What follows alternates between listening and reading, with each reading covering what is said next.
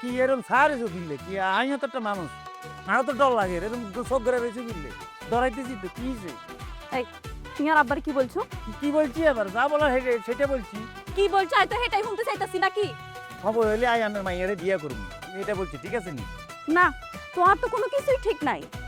হ্যাঁ কিচ্ছি আই কিচ্ছি তুই আর আব্বার লগে বিয়া দিবি করছিস। তোমার ব্যবহার আর আব্বা বিশাল মাইন্ড করছে। কা হাতে মাইন করে কিনলে কি বেদবি করছি আর অবশ্যই লোক কিনলে বেদবি করুম হাতে উল্টা আর কোনো কথা না উনি বিয়ালাই ছাপ দি গেছে আরে থ্রেট দি গেছে তোর অন্য হলো লাগে বিয়া দি দিব। আই বুঝি না তোর বাপের আর বিয়ালে এত টেনশন কিনলে এত কি সে মাথা ব্যথা কিনলে কারণ তুই তো আর বাপের মায়ের লগে প্রেম করতেছো।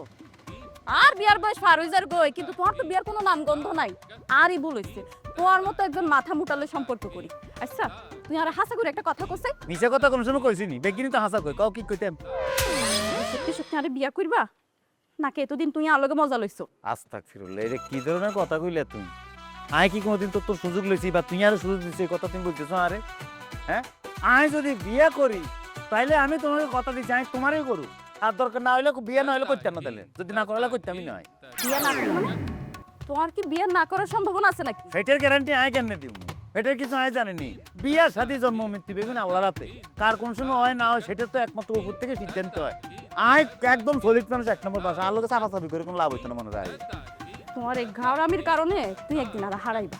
কষ্টই আসে না তোরে ভানলাই আর যা যা করা দরকার আমি বেগিন করি, খালি তুমি আমার সাথে থাকিও জান।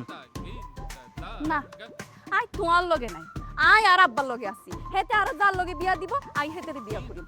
তোমার মতো ঘাওড়ার ঘরে ঘাওড়ার লগে আর কোনো সম্পর্কই নাই। হ্যাঁ কইলে হইলে সম্পর্ক নাই, সম্পর্ক এনে কই বিচ্ছিন্ন করে ইয়ে কোন মানে তোমাকে নিয়ে তো বাপরে মাথা দিন তুই কে রে ফাইজলামি শুরু করছে এখন।